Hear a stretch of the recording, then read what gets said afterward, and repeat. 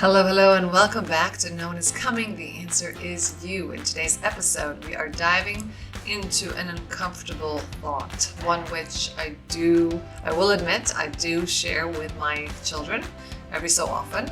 And it is, I hate to tell you this, but nobody cares about you. It's kind of like no one is coming. The answer is you. Nobody cares about you, but we're going to explore it in the most loving, kind way possible. Of course, it's all in good terms and for your own benefit. So with that being said, nobody cares about you, but I really do. So let's get into it. In a world where we often find ourselves waiting for someone to come and save us, it's time to embrace one powerful truth. I hate to tell you this, but no one is coming. The answer is you. Welcome to the podcast that empowers you to take charge of your life and unleash your true potential. I'm your host, Ofri Fuchs, and I'm thrilled to embark on this transformative journey with you. So, if you're ready to embark on a journey full of self-discovery, growth, and actually take responsibility for your life, then you're in the right place, and I'm so glad you're here. Now let's rock and roll. So hello, and welcome back to No One Is Coming. The answer is you, your personal development and empowerment podcast. I'm your host, Ofri Fuchs. I'm a transformational life coach. I work with people on their powerful presence. And today I want to talk to you. I think today's episode is a little bit of, it might be called tough love. And that's what I'm all about. It's kind of a wake-up call, but it's one that I hope that you guys will take lightly. And it is, I believe, crucial to understand. Like I said in the intro, it is something that I tell my kids every so often, because if you really want to step your life forward, if you want to achieve, if you want to create anything, and if you want to create any powerful presence for sure, which is what I'm all about, then you need to understand this. And this, again, might come out a little harsh. Take a deep breath and be willing to hear this, but nobody cares about you. And obviously we're going to dive into that sentence. And I do want to say this with all the love I can in my body, because it might sound a little bit shocking at first. What do you mean? I spend my whole life trying to feel loved and appreciated. But if you truly understand, if you truly grasp the concept behind this, the idea behind this, it really has the potential to set you free. It really has the potential to liberate you from any negative thoughts, basically. Because we create our being many a times based on the external, other people, what they might think. And if I start my life with my coming from position is nobody cares about me, again, like not in a derogative way, not in a abusive way, but just nobody cares. I can do anything I want. But I'm jumping ahead of myself. So let's break it down and see where this journey takes us. So I'm sure you all know, especially in this world, day and age of social media, that everybody's worrying what other people might think. And if you're in denial, then just look at if you are using social media, any type of social media, you will want to get likes or hearts or comments. You will want to feel appreciated. Even if it's in the workspace where there are no likes, you want to have, what did my boss think of me? What did my coworker think of me? Is this the right uniform to wear to work? Do I look okay? Is my hair on straight? I don't know if your hair can be on straight, but you know what I mean. Is my shirt on straight? Does my hair look right? It starts with everything that we do. Did I say the right thing? Did I make the right choice? There's always an underlying concern of what will other people think of me. And obviously it does usually start with what will my parents think of me? But that's psychological. We're not going there. But here's the thing. Aside from maybe your parents, most people are just too busy worrying about their own lives. And they're too concerned worrying about their own clothes and their own little issues. And they just spend too much time thinking about their own stuff than about you. And think of yourself. How much time do you spend thinking about what other people, when was the last time you spent hours worrying about what that person said, unless it had something to do with you, obviously, right? So if somebody said something to some third person, you don't spend time analyzing it. You don't spend time worrying about it. And so the same goes for you. Once we understand that nobody really is sitting at home obsessing over us about what we said, what we wore, did we have our tie on straight? Then that fear can be pushed aside and it becomes much easier for us to let go of the worries. And if I let go of the worries, what else is possible? Because if nobody cares enough to judge us the way we judge ourselves, right? We are the world. We are the worst critics. We are our own worst critic when we judge ourselves so harshly. And nobody else does that. So once we understand that, it's so incredibly liberating. It can be if we really let it sink. So I want to take, for example, Lady Gaga. When she first emerged, do you remember when she first emerged? Even Madonna was like that. Lady Gaga is more contemporary. Madonna was in my time. When they emerged into the music scene, they were so unique. They were so outrageous. You remember Madonna with those cones? Everybody's like, there's all this scrutiny. There's all this judgment. There's criticism. They're so provocative. Now, instead of just conforming into like mainstream and saying, well, I'm going to be a pop singer and I'm going to be, all sweet and cute, they embraced their individualities. They decided this is who I am, and they became the trademark. There's one Madonna. There's one Lady Gaga. So they contributed so significantly to the fashion industry, to the music industry, to women and female power. That alone created such immense success. And maybe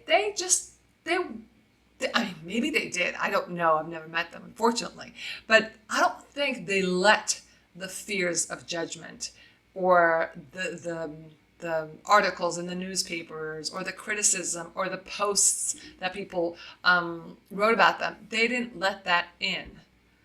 And I think it was Jennifer Aniston who said, maybe it was Courtney Cox, one of them, they said, if Friends was on air at the time of social media, they would all be devastated. Because can you imagine how much negative talk is like running around everywhere? So they were lucky not to have that in front of them every single day. So now that we do have that, we have to have the strength and the ability to push that away, push that aside as if that doesn't even exist in the real world. And then we can be liberated to just do our arts, do our crafts, express our voices, be us in the most full potential way possible, to express ourselves fully. So let's talk about that. Let's talk about the freedom of letting go. Because once we finally believe and understand that other people are constantly engaged in their own business, they're watching their own business, they're not watching us, they're not judging us, then we just unlocked a whole new level of freedom. We just up-leveled our being.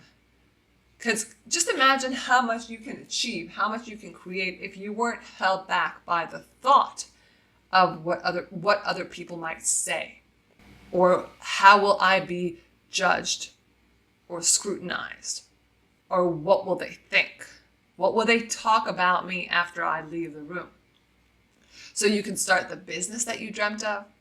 You could hit on that girl that you think is going to say no to you. You can wear those clothes that are maybe too bright or too outrageous that, might make you feel this, that, or the other, make you feel comfortable or confident. You might speak up in meetings, especially if you're a woman. You can just live your life. You only get to have one life. And like I tell my kids, nobody cares about you. Do what you want. Do what you want. The possibilities are endless. Isn't that exciting? When we really stop worrying about what other people think, we are truly authentic. We can have, do, and be anything we want. That's us to live. It's ours to live. So we show up in the real version of ourselves. We don't mind being loud or outrageous or outspoken. We don't need approval. We don't need validation. And here's the magic trick. I'm going to teach you a secret.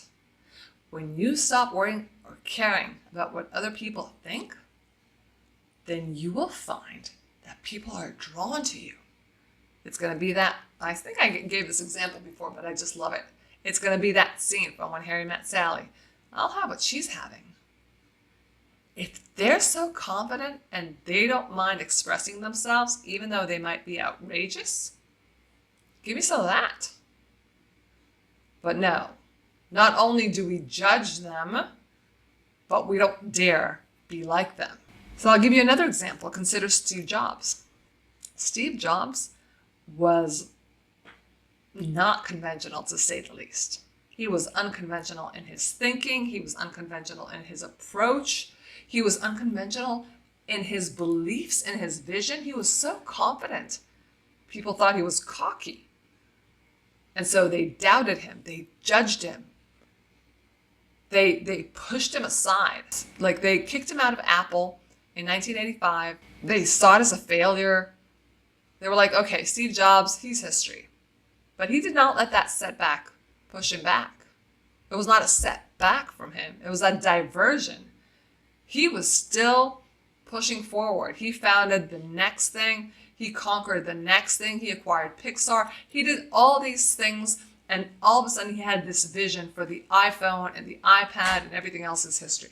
So he, by staying true to his vision, to his appreciation of himself, he was able to not let any other external circumstances dictate the way he thought or felt about himself. Yes, they fired me. Yes, they kicked me out. Doesn't mean anything. Doesn't mean anything about me. It just means that it's not here. It's not with them. And then he returned to Apple. Can you imagine getting kicked out of Apple and then returning to Apple, conquering Apple, and bringing Apple to where it is today, just by not giving an F about what other people think? So this is freedom.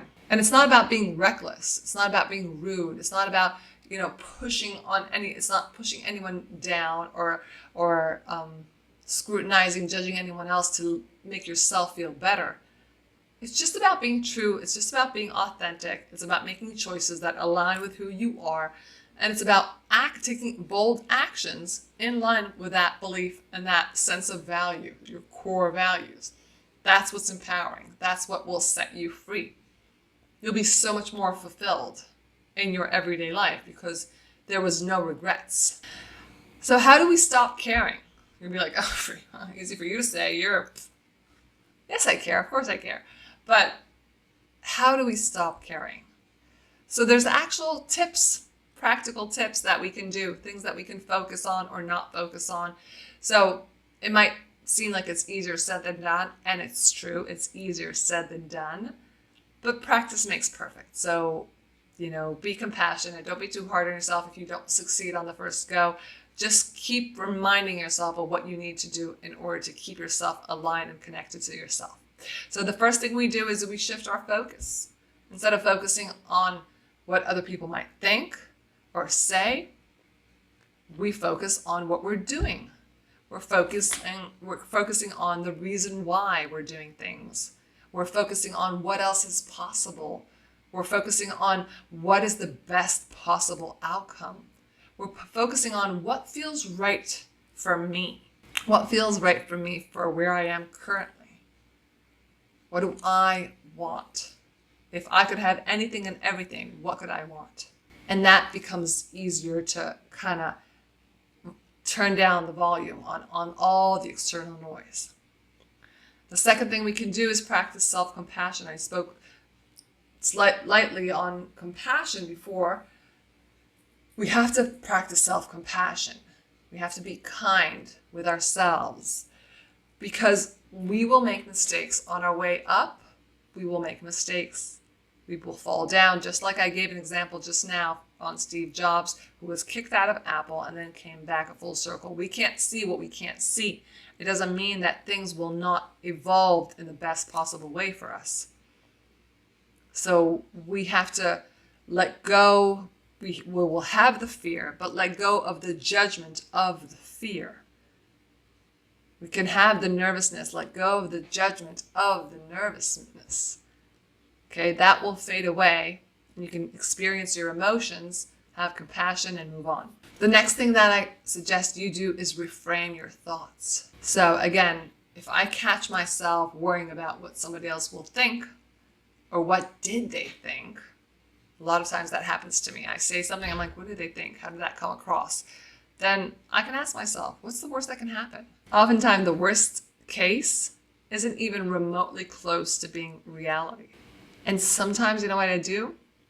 I ask myself, what's the worst that can happen?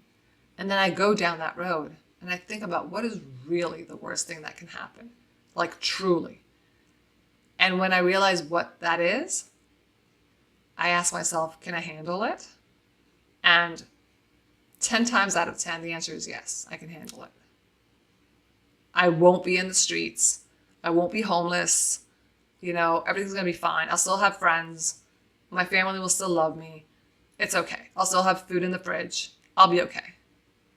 So the worst thing is really not the worst thing. And the worst thing, you can handle it. Trust yourself. The next thing, number 4, is surround yourself with support. We need support. We need people that love us, that support us, that are rooting for us, that are going to be on our corner. So spend time with people that uplift you, that support you, your group of peers, your colleagues. The more you're around people that are like-minded people, people who appreciate you, people who believe in what you're doing, the better you'll feel, the more confident, the less you'll care about what other people think. Those people. And lastly, take small risks. Do take actions. Small, powerful, bold actions. Takes tiny steps towards doing what you want to do. And the tinier, the better, because that is only a little bit outside of your comfort zone. So expand that comfort zone, grow into the next level and the next level and the next level. So whether it's if you're into fashion and you want to wear something bold that you don't usually dare, risque, start smaller, start lighter, start, not the brightest reds. Start with like a light pink or something. Just slightly escalate yourself and take it to the next level. That will kind of increase your level of confidence and reduce the level of judgment or fear that you might experience. And the example for this that I'll give you is J.K. Rowling. J.K. Rowling, as you know, the author of Harry Potter, she faced, I think it was hundreds of rejections. Now, we all know her story. It's so famous. And it really is just an amazing story for someone with such resilience and such belief in her creation. And it doesn't matter how many setbacks she experienced. It doesn't matter how many rejections she got, how many no's, how many doubts she got from others. She preserved and she remained on track and she wanted to publish her story. And obviously, the end of it, Harry Potter it's a worldwide phenomenon. I actually have tickets for the Warner Brothers Studios for Harry Potter in September, in 2 weeks. So I'm really excited. So don't doubt yourself. You might have a studio in your name one day. Then the last thing I want to talk about. So we talked about the practical tools, self-compassion, stop judging yourself, have people in your corner, take small steps and so forth. But what happens when we realize this truth? When we understand oh man, nobody's coming. Oh man, nobody cares about me in the most basic, loving way possible. Again, we talked about the freedom, but I want to talk about the power. Not only does it liberate you, it gives you power. You stop living to please. You stop living for other people, and you start living for yourself. You start living for yourself. You start loving yourself for yourself. You realize that your life is yours to shape. You are the one playing with that Play-Doh. You can create it in any shape or form that you want to. And the opinions of others, it's like you have the hands touching the Play-Doh. Nobody else is touching your Play-Doh, but you're worried they might. They won't. They don't have the Play-Doh. It's all in your hands. So block that out. It's not even an option. So just realizing that it's not about dismissing others, or it's not about being selfish. It's not about stepping on anybody else's toes. It's about just taking ownership of your life, your path, and understanding that I have the power. I can create and be and do whatever I want. And if I block out the noise, then I can really create and do and be whatever I want. And last example I'll give you for these amazing people who've done things against the grain is Oprah Winfrey. And she really is a prime example for so many things. She's as a woman, as an actress, as a network owner, person of color, she faced so many challenges, truly significant challenges and criticism. And she, just imagine on the era that she was raised in. Early on, she wasn't the typecast for television. It wasn't cool to be a Black female, slightly overweight, with the wrong type of English, very blunt and outspoken and full of heart. It wasn't popular. It wasn't the stereotype. So instead of letting other people's opinions of her influence her career choice, it was her motivation. She refined her craft and she pursued her career with diligence and persistence. And we know who Oprah is today. She's not even Oprah. She's the O. She's right up there with God. She's one of the most influential people in America's history, if not in the world's history, proving that just staying true to yourself is the path for success. It's the number one criteria. If you want to actually move forward and become successful, you have to believe in yourself, in your craft, and what you do. So my takeaway for this, and pardon my word tumbling, I stumble on my words today. It's been an emotional day where I'm at, and I hope it doesn't affect this episode too much. But this is reality for us, where we are at, and I don't know when you guys are going to hear this, but reality is all inclusive. We can't separate what's going on in the outside world to just pretending. So sometimes that affects us. And here I am being authentic and truthful and saying, you know what? I want to be here 100% for you guys, but I'm not. I'm 95% here for you guys. And it just means I'm human. And it means that my heart is slightly cracked today. But I'm serving you with the full belief that what I have to say is important for you guys to spread your wings and soar and achieve greatness in whatever it is that you're doing. And I truly believe in you, each and every one of you. Even though I've never met you, I know you have the potential to be, do, and have whatever you want in your life. So here's my takeaway from this for you. Nobody cares about you, my love. Nobody cares about you. And it might sound harsh. It might sound, like I don't care, but it's actually the most loving thing I can tell you. It's the most freeing concept I can remind you. It's the best idea that you'll ever embrace. If you stop worrying about what other people think, you are able and free to care about what you think, to care enough to put it high up in your priorities. So remember, the answer to every challenge, every fear, every dream is you. No one else is coming. The answer is you. You have the power to create and be and do whatever you want to, if you want to. The first step is listening to yourself, knowing what it is that you want, where it is that you want to go, blocking out all the noise, and just taking action, and soaring.